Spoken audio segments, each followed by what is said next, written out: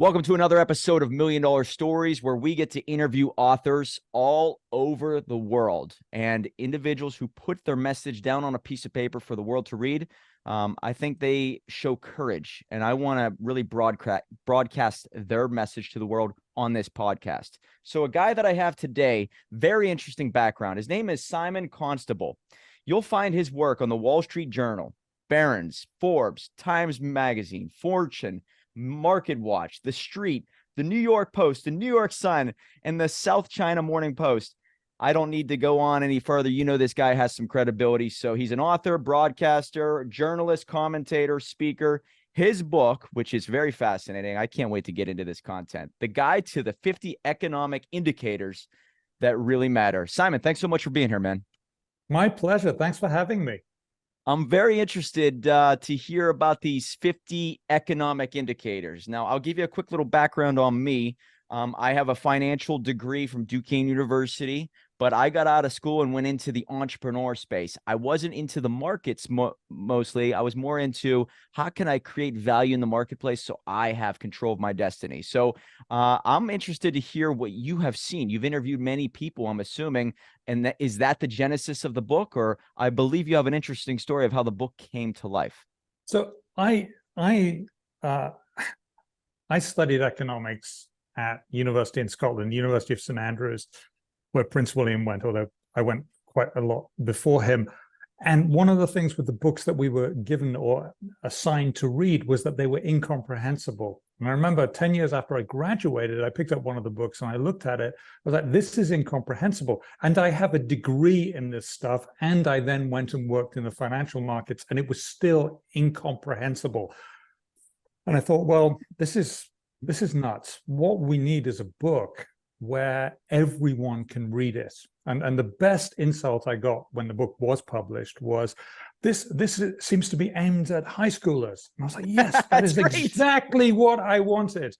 And I worked with a guy who'd been a professor, and we worked together on this. And my push was that the chapters would basically be about 400 words long, so you could have this in the bathroom and do what you do in the bathroom, and that was time to read 4 pages, which was one chapter, and you could put it back and then go back again and read and learn by the mosaic process, which is where you don't learn everything at once. You learn a little bit, and then when you learn the next bit, it helps make more of a picture. And by the time you've ended the book, hopefully you've got more of a clear picture of how the economy works and how the markets react to that bit in the economy. The funny thing I wanted to tell you was that partway through the writing of this, I felt like sending the money back. So I rang up my co-author from my desk at the Wall Street Journal and said, Robert, shall we just give back the money? And he said, when do you want to do that? And I said, well, it was getting a bit antsy with one of the editors, and so that seems reasonable to me. And he says, oh, well, that's normal when you're writing a book. The editor's going to give you a bit of hassle. And he said, and I can't anyway. He denies this now. He says, I can't anyway because I bought a shotgun. How come you can give the money back? And I said, well, I can give the money back because I live in New York City, and after tax there was hardly anything left. So anyway, I said, okay, it's normal, we'll do it. And I'm glad he persuaded me, whatever way he did, to get me to finish the book, because it is a great thing to have it finished. And the title now is probably a little bit inaccurate, the ones that really matter, because these things change all the time. So what works as an indicator of what the economy is doing depends on the economy. So in the UK, a lot of people used to look at the number of mailings that went through the Royal Mail, which is the British equivalent of the US Postal Service. So if there were a lot of letters, that meant there was a lot of business going on, and that was a good sign. And then came the internet, and that indicator has no meaning anymore because most people don't use it for that purpose. So if you get 1 or 2 letters in the mailbox a week, that's a lot. Now, it didn't used to be. It used to be piles of bills and things like that, and that's how you communicated. And other things changed too. And that's why we probably need another copy of this book, which is updated with new and more useful indicators than what are in the book now. A lot of them will be the same, but some of them won't. So that's a very important thing to remember is the world changes. Change is the only constant. That goes back to Greek times, and we've got to stay on top of that all the time. Well, you brought up something I want to make sure that the readers and the listeners are picking up on. That if you write a book and you write it at a 13 to 14-year-old level, you did it the right way. You want for people to understand what you are saying. And the most popular books and the most popular speeches are written at a 13 to 14-year-old level. So well done on that. Also, whenever I was growing up, going to school, and my college was all about what Warren Buffett was doing. And they kept harping on how important it was to read the quarterlies of any stock that you are going to invest in. So how do you beat the market? I think it comes down to leadership.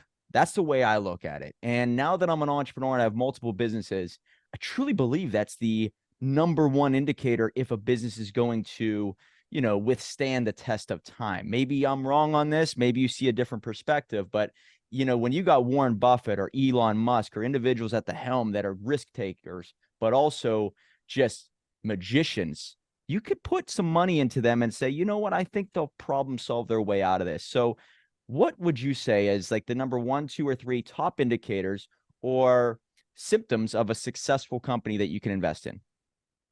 Well, I think you're right about looking at a company's reports every quarter and reading them. 10 Qs, I think they're called, right? 10 Qs? 10 Qs and 3 10 Qs and 1 10K. And these are the major reports that you need to look at. I think that's very important, as is the quality of the management, as is the quality of the industry they're in. So some industries are very difficult to be in because there is no moat.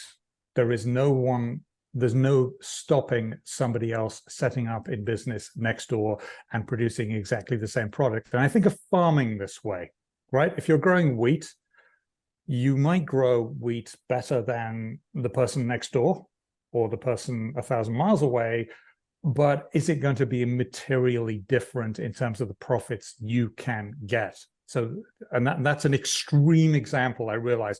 If again, with big oil companies, the question is, are you going to be able to sell your oil for more than the next oil company can sell it for? Probably not. Mm-hmm. So there are other things you have to look at. So I think you've got to look at the industry, the quality of the management, the fiscal discipline within the company is very important when you're looking at companies, and then look at the industries that are doing well. So some industries have played out and they aren't going to work, and companies would do well to get out of them. So a very good example of this is the Nuclear Corporation, which is now called Nucor, which in the 60s decided that being in the nuclear business was terrible because it was a lot of money and to spend on capital projects and didn't really work in terms of making profit. So they changed into being a steel company using electric arc furnaces. And that's where you zap the iron ore with electricity in a big crucible. Think of it like a big bowl for your soup, but very big. And then you zap it with all electricity and out comes molten steel. That was a very good business, a very flat organization. I interviewed the head of that company once because I wrote a piece about his company, and he said I was wrong. And I said, well, tell me how wrong I am on the phone, please, because then I wrote another story and got a scoop. So listening is the most important thing, I think, when you're writing anything. Correct. And that organization was so flat that when I emailed him, it went directly to him. He turned to his secretary, said, arrange a time, and then I was on the phone with him within a couple of days. Wow. So that's a flat organization. Flat organizations are very good. They know what they were doing, which was making steel using electric arc furnaces, which is it's a very efficient way to do it. It works. It doesn't require massive amounts of capital, whereas a blast furnace in the steel industry would. And I figure you probably know a bit about steel because you're in Pittsburgh. So Yes, so sir. the steel thing is very relevant here. that's on a company level, but the book was really designed to look at the economy as a whole, because when you have the whole economy looking at it, it's hard to run from what's happening in the economy, no matter who you are, no matter what company you are. Now, we know that the good companies run by the really smart people, they're going to last. They're going to last out through a recession, through a slowdown, through an economic trauma, if you want to call it that. They're going to survive. But other companies won't, and some will go by the wayside and some won't. And you really find out how good a company is during a recession. I think it's Warren Buffett that says, when you have a recession, you find out who's been bathing with no clothes, which because the tide goes out. But the whole point of this was I wanted ideally everyone, from someone selling hot dogs on the corner of 6th Avenue, which was near to our office in New York, to someone with a PhD looking at it and saying, okay, this is very simply written. This is a new thing for them. And we did put some things in there that were new, that weren't used by many people. And then sort of take that away and say, okay, this is what the whole economy is doing. And then I think that's a very good place to start, and then go down a level and say, okay, which industries are going to do well in this environment? Which companies are going to do well within that industry? Which are the best? Which I think is how Jack Welch did look at his companies. He wanted the divisions he had to be number one division in their industry. I don't think they always were, but that's what he wanted. So, yeah. Does that make sense? Yeah, so the leadership does really matter. I know that Jeff Bezos had this great interview where he said, every company around me was falling apart because of the stock price. But our numbers internally were so strong that we didn't really care about stock price because we didn't need to raise any more money, which gave us such an advantage over the next 5 to 10 years. Because if we didn't care about raising money, we had enough. Our internals were good. So stock price really didn't matter. Anybody who bet on us at that point, they were going to win for sure. Of course, every other .com company was going out by the wayside very fast in 2001, 2002, 2003. So it's pretty interesting to see how leadership really matters. And that's why you see people like the Jeff Bezos and Elon Musk. They have some type of skill set to just last. And I just respect those type of people. Now, I don't agree with a lot of things that they do personally, but you could see a leader who's strong and who's not. Jack Welch is one of them. Very, very strong leader. But I'm very glad that you wrote this book, because you were saying that you almost didn't, and you have 243 reviews. That's very tough to get out there. And so people really enjoy this book, and I commend you for that. Now, I think politics plays a big factor in maybe the first, in the initial stages whenever you're investing. So case in point, I'm a big believer in leverage, positioning, and timing. Those three characteristics, if I can kind of focus on leveraging my resources and I can position it, and then I can time it right. And how do you time it right? I think they always say it's not about timing, it's time in the market, not timing the market. But I'm in real estate. I do a couple other things. So those are what I look for. All right. There are certain things to get in and get out, but is it a game that you look at as, wow, maybe you are all about positioning yourself and being very diversified, but also being strategic where you're moving money around constantly depending on a few different factors? So if you were to give advice to anybody listening, I know this is not financial advice, what do you recommend? Is it all about time in the market or timing the market, or being well diversified based off of what you are seeing on the local level? Well, I think it depends who you are. So you're obviously sophisticated in finance. You have a degree in finance. You have experience in the markets. You know what you're doing. You have the emotional makeup to know what not to do and what to do. Most people don't. And please don't take offense at this, but one of the things I know is that everything that makes people good people and nice and kind people is what makes them terrible in the market. Right? So, no, I understand what you're saying there. You're right. You're right. So that's important. So if you're a person who sort of might sort of tear up at a sad movie, then that's emotion coming out, which isn't a bad thing. But when you have emotion coming out when you're investing, that's a problem, right? So if the entire world looks like it's going to end by next Tuesday and then some, and never come back to life according to the media, then you might be tempted to sell everything because you don't want to lose more than you already have. And that's the wrong thing to do. Now, it takes something different in your psyche to be able to do that. Now, if you can have two of yourself, one of which is you tear up at a funeral or you tear up at a soppy movie or something, when you do that, but at the same time, when you're dealing with your money and your investments, you're as cold as ice, really psychologically sort of unmoved by what's happening, then that will be great. Most people can't. So I think for the most people, if you can't do those two things and be cold and sort of calculating when you're putting the money back in and saying, okay, it's March 23rd, 2020, when the market bottomed, and saying, now's the time to buy. It's very easy to say that when you look back, but to do that then would have taken a lot of emotional strength. And most people will not have that. And I don't think badly of the people who can do it. And I don't think badly of the people who can't. It's just the people who can't shouldn't be timing the market. They shouldn't be saying, now's the time. They should just be putting the money in the market and leaving it. Because otherwise they will probably be buying high and selling low, which is the way to lose money really, really quickly. So it isn't about what's the one right way. It's the one right way for you. Right? Great point.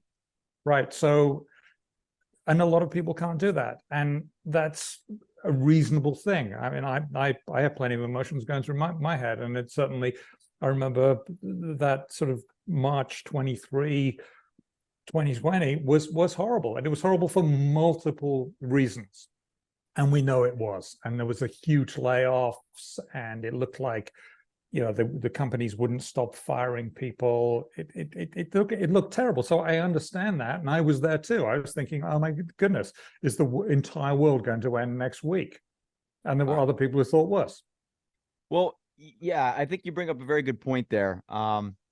So I realized after interviewing hundreds of entrepreneurs that the truly wealthy people make their money whenever there's blood on the streets. They made big moves in 2008, 2009. In the US when the real estate market started to crash. So they had the gumption, maybe the wherewithal, or some type of, belief that the market's going to come back. So why don't I get in while everybody else is getting out? And there is a lot of strength required for that. So that's what I've realized. Also, and throughout your research, have you realized, and maybe I'm looking at this from a new perspective as of the past 5 years, but politics, let's go into that for a second.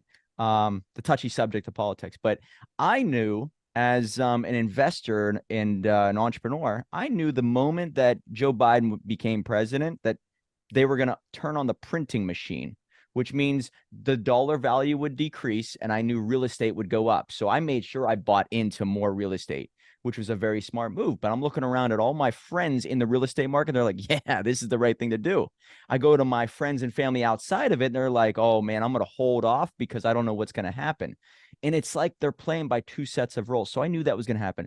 If I would go back in time and I would say to maybe a stock investor, I would also say, hey, they're going to turn on that military industrial complex again, because I think whenever this administration gets in, they're going to get back into more wars. Therefore, Lockheed Martin is going to go up. So I would bet big on them at some point. Now, do you look at that type of stuff too? Because to me, it's kind of easy to see based off of their political agendas, the right and the left. What do you say about that? I think that's a very important thing to look at. I think we've definitely got a defense spending boom coming our way. A lot of countries are wanting to rearm. The percentage of GDP that countries have spent on armaments in the West, I'm talking about the US and its allies, basically, and that includes Japan, which isn't exactly in the West, but it might as well be. It's an ally. Then there will be a lot more spending on military items and capital goods. So if you look at the fleet that the US has, a lot of those vessels, which are very big and very powerful, a lot of them are 40 to 50 years old. They Yeah. go back to the Reagan era, and they need either overhauling and refitting, or there needs to be new ones. Now, no one has a navy the size of the US, but it probably does need an upgrade. Britain has got some new vessels out there, two new Queen Elizabeth class aircraft carriers, which is a lot. I don't think people really realize how dominant the US Navy is. And then when you go down the list, you suddenly realize that even a navy run by Britain, which is a small island, it's a British country, but it's a small island, is right up there near the top in terms of a naval power. It has big vessels, it has destroyers, it has frigates, and it has aircraft carriers. And then you very quickly you get down to places with one rowboat. So which sounds ridiculous, but when you look at the lists of who's got what, and you look at China has a lot of tonnage out there in terms of ships, but a lot of those are very small ships, and they're coastal vessels. And yes, it has 3 aircraft carriers now, but it hasn't ever put those to use ever anywhere in terms of a war for the last 50 years. It's never been tested in a battle scenario, and I think that does matter. But Britain seems to always be going to war.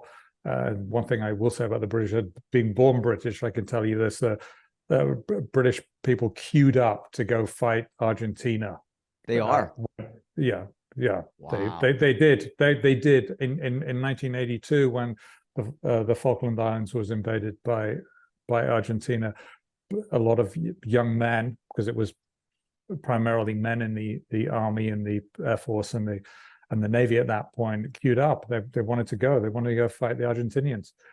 So there's a lot of that sort of let's go defend our territories in Britain. But back to this sort of wave, I think we're going to see a wave of defense spending for things like tanks, big capital equipment like ships, planes, drones, all that sort of stuff. Yeah, and that will be very interesting. Remember, since the Soviet Union fell, there's been a bit of a downtrend in defense spending, and it may have gone a little bit too far. We'll see what happens. That's an area where you do have a moat because your competition is somewhat limited. You will not be buying defense equipment from China or Russia, so you don't have to worry about any companies in China or Russia competing against you if you're operating in the US, and you can probably only sell it to allies like NATO allies or close to NATO allies, whatever that means, but it's a variable thing. But yeah, I think looking at the politics is important.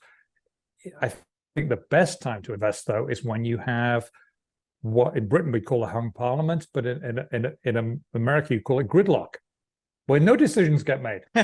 Yeah, right. Right. So that's perfect, right? When no decisions get made, this is great because nothing bad is happening.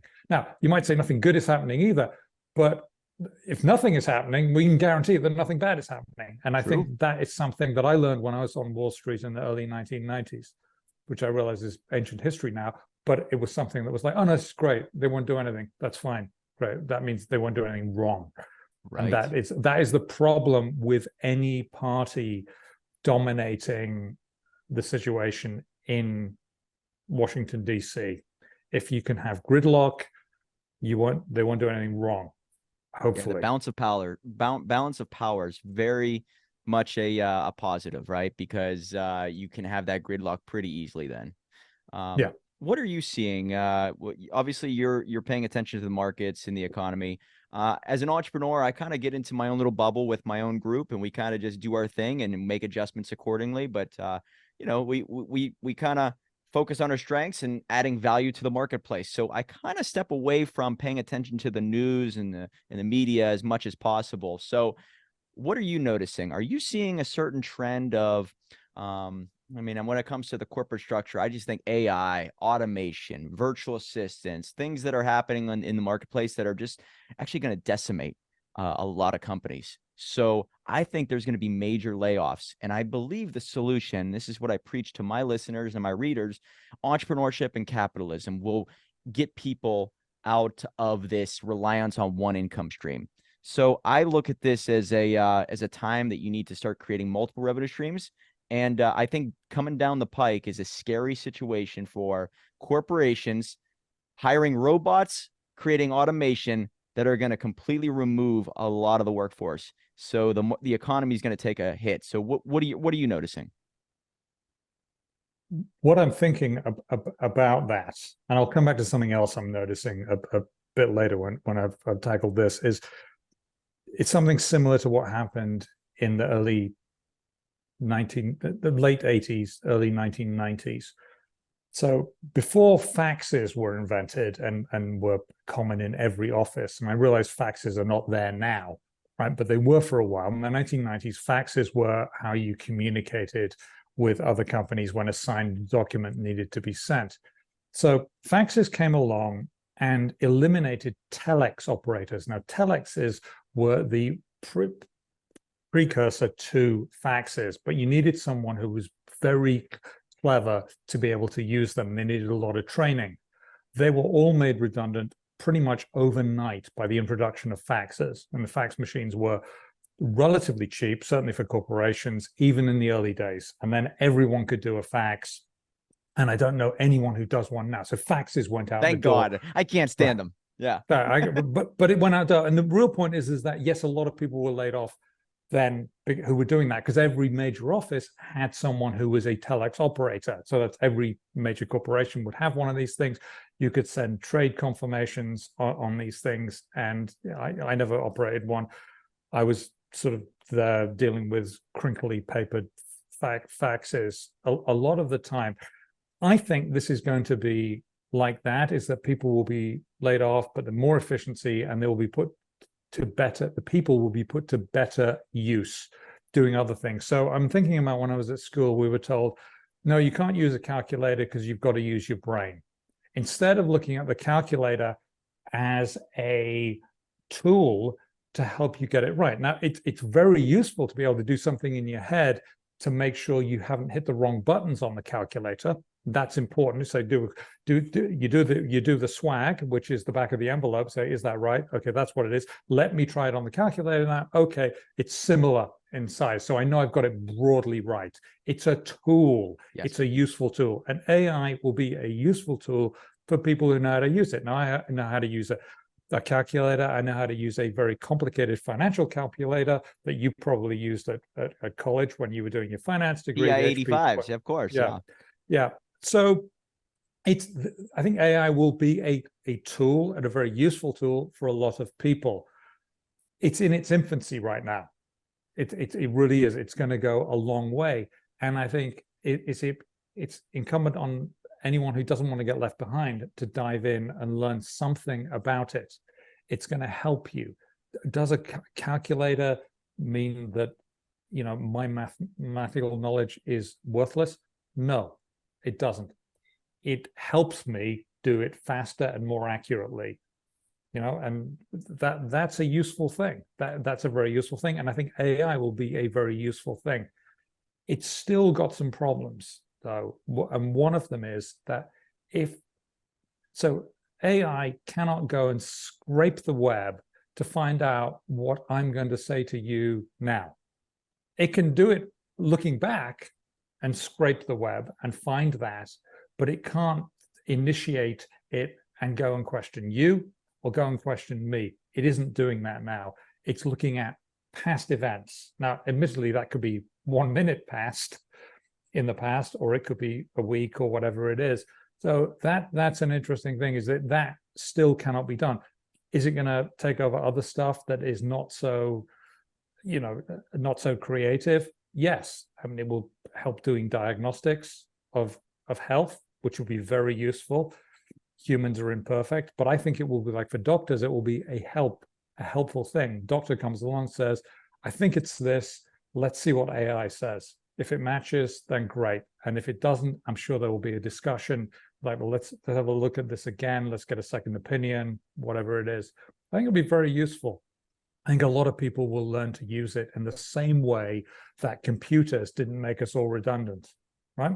Yeah, that's They right. didn't make you redundant. No, I think that whenever it comes to growing AI and automation, mediocrity will not be tolerated. So I believe if the people see this coming, they need to up their skills and their value to the Yes. marketplace or to their employer. So it could be a very good thing or a bad thing depending on your philosophy of what you think is what you deserve, right? And I think that with all this coming down the pike, individuals and I want to hear what you have to say about this, but individuals out there working, let's just say at a burger joint, sitting there, not trying to up their game, not trying to increase their customer service, their ability to articulate their solutions or their product to the customer, are actually asking their employer for a raise, a minimum wage increase from $7 to $15, but not upgrading their quality of a person, of their skill sets to them.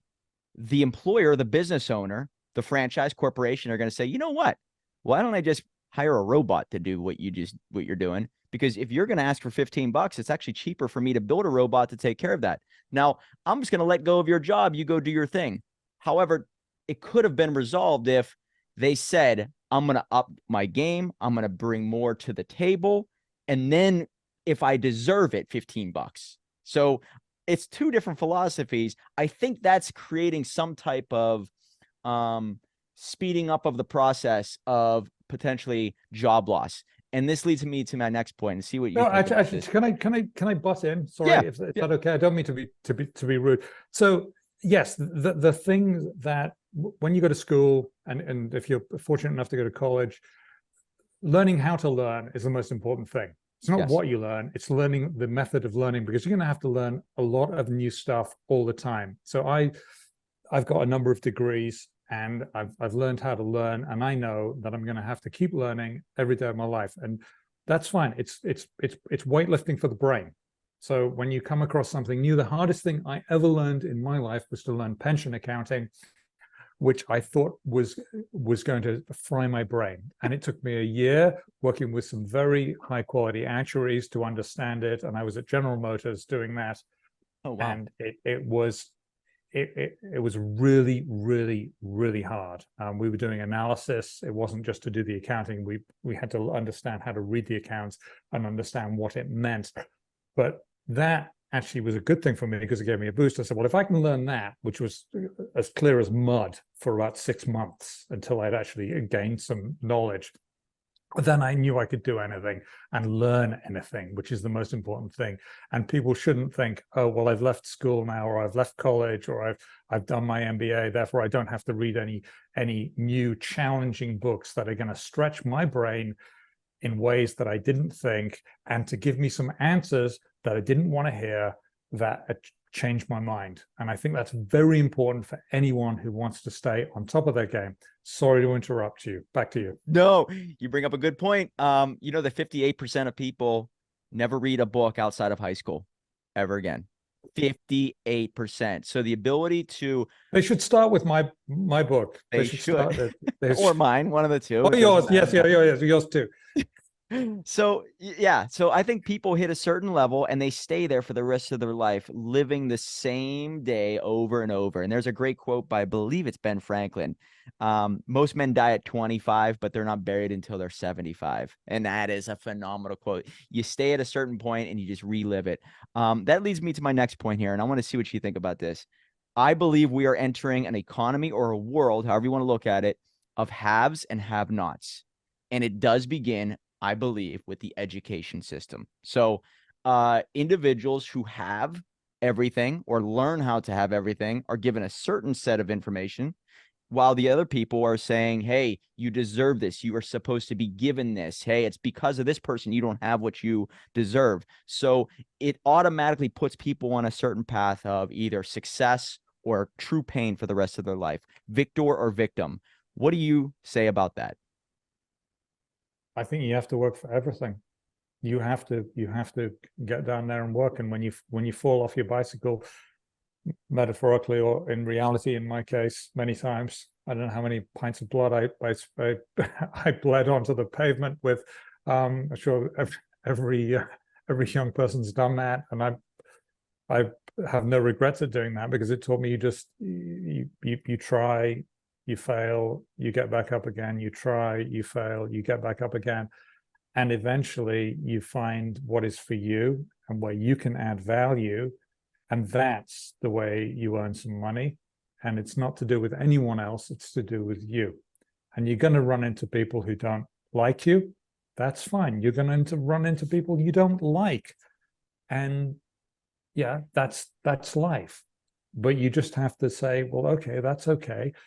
That didn't work out, which is one of the phrases I learned in America, which was, it wasn't like, oh, you were fired and that's terrible and that's the end of your career and everything, and I hate these people or whatever. It's no, it didn't work out. There are plenty of jobs out there that you or me are not right for, right? And I don't mean to be rude to you. 100%. I'm unhireable as an employee at this point. Yes, Yeah, I'm with you, man. Yeah, right. So it's okay for it not to work out. You might want to be something. You might want to be a paratrooper in the British Army. Well, is that going to work out if you're not prepared to stick a bayonet in somebody's chest? So I don't think I am. Or, in most of the occasions, I don't think I'd be right for that. I might, if I'd wanted that, then I would have very quickly found out that wasn't going to be right for me. And there are other jobs that you have people in, like being an air traffic controller. I don't know if you watched Pushing Tin about air traffic controllers. Yeah. It looks like an awfully stressful job. You've Great got money, terrible job though, I would think. Yes. Yeah, terribly stressful. Now, some people can do it, and they've got that mentality to do it. Is it right for everyone to be a boxer? Mike Tyson trained. I've been reading about this. He trained insanely hard to become a boxer, and kept his head going. He was getting up at 4 a.m, and he said, if I hear of anyone getting up at 4 a.m, I'm going to get up at 2 a.m. and go training. So, I mean, it really, is that the life that is right for everybody? No, absolutely not. Certainly not for me, getting up and doing that, but it was for him. So I think people have got to realize that what is right for you, it doesn't make you a better or a worse person. You might want to be something, but it's that looking inside yourself and saying, well, is that right for me? And the only way to find that out is to try, fail, try again, fail, try again, try again, try again, try again, until you find where you're wearing the career clothes that you feel comfortable in. And that is going to be different for absolutely everybody. You might train as a doctor, you go and be a doctor, and you don't like it. And the best thing to do at that point is to change, if you can. Man, after looking at your background, I thought we would disagree on a lot of things, and we are on point with many. Are you a Jim Rohn fan? Seems like you're well read. Have you ever read anything about what Jim Rohn has preached? He was one of the greatest speakers that the world has ever seen. Have you ever? No, Okay. no, I haven't. Which means I need you to send me an email with the name of the best book he's got, so I can get hold of it. So yes, please send me that. He has many, but he's passed now. But Jim Rohn talked about how the world does not care about your need; it only cares about your seed. And what you just said there, it's all about the Stoic approach, right? Where if you can just muster up the courage, the strength, and the ability to keep going, eventually you're going to serve, and service to the many leads to greatness. And that is greatness internally and greatness externally. So love what you just said there. And the Queen, the late Queen of Britain, was a great example of the service to the realm and to the Commonwealth. And I know that this doesn't really fit with, I'm sorry, that's my cat going across the desk. Right. That's right. The Queen was crowned when she was 25 years old. And I think it was the most televised event in the world at that time. So she's 25 years old. She's having the Archbishop of Canterbury put a crown on her head in front of anyone with a TV in the entire world. And she served from then until when she was in her 90s, and never stepped out of line, never thought of resigning or saying, okay, I'm done with this. She kept doing her job, which was to serve the British people. So people think, oh, the monarchy doesn't make any sense. And in theoretically, it doesn't. But in practice, for Britain, it really works. And again, I specify for Britain. I'm not saying it would work in America, probably wouldn't, but it does work in Britain. Now we've got a king who will do the same thing. Obviously, he's not 25, he's 75. So he's got probably less of a stretch ahead of him than she had, but he will serve the country to the best of his ability, which of course will depend on the day of the week that it is, because some days we have bad days, some days we have a good day. And I think that's service is something that's very important. You see that in New York. You have people working very hard who are poor, people working very hard who are rich, but they're all working very hard, or almost all. I don't say all, because I'm sure there are some people who are lazy, but I would say the vast majority of people in New York are like that. And getting up in the morning and saying, I've got something to give is great.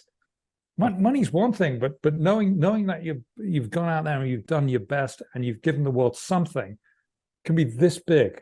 I've got like a half a centimeter there. It can be that big, half a centimeter. What is that? Quarter of an inch, right? So sorry, I speak European sometimes. No, I love what you're saying, and it to tie in another Jim Rohn quote. He says, "Don't wish the world to be different. Wish that you were better." And what you're saying is that no matter what, and maybe this is the final tie-in with your book. Did you realize that no matter what, all these indicators, it doesn't matter what type of economy or the world that is around you, you can thrive in any which one. Have you noticed that, depending on your strategies, your belief patterns? Is that what you came to the conclusion of? Well, absolutely. I mean, people succeed or fail all the time, right? There's always, I mean, Jim Cramer has this right.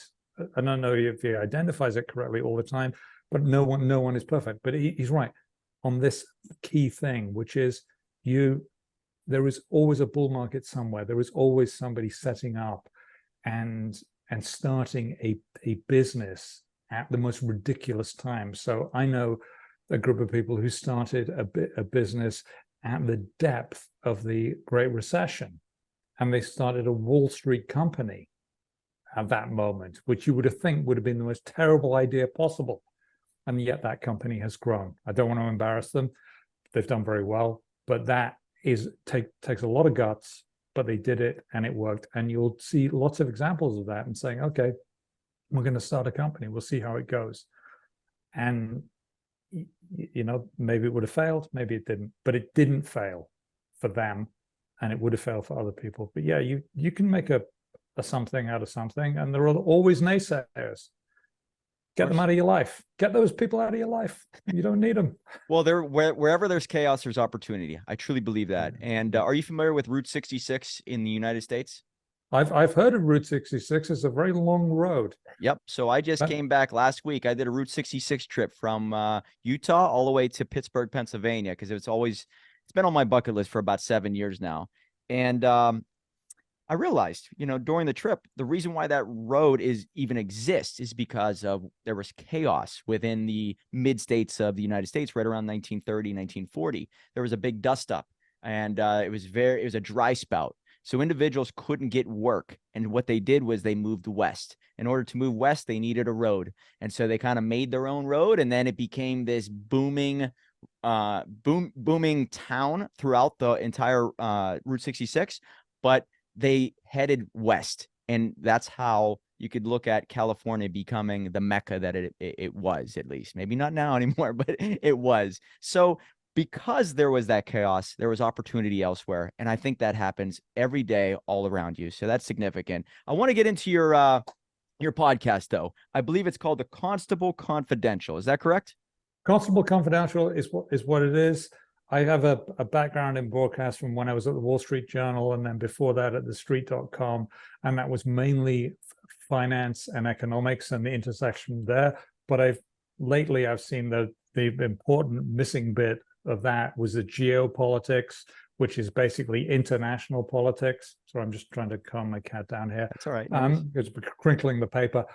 So I'm going to move her, but it's about what's going on in the world that is important. And right now, what's going on in the world that's important is what's happening between Israel and Gaza, which is as Palestine. provoked by Hamas, and also we're seeing stuff in Ukraine. So it's that sort of thing where it's a big deal, and those things could deteriorate into a situation where it starts to affect the entire world in a very bad way. So in particular in the Middle East, there's a lot of oil being drilled, and that could very easily be a disaster for America, for Mm-hmm. Europe. If the oil flow stops, it's a disaster already for the people of Israel and for many of the people of Gaza. It's not a nice situation.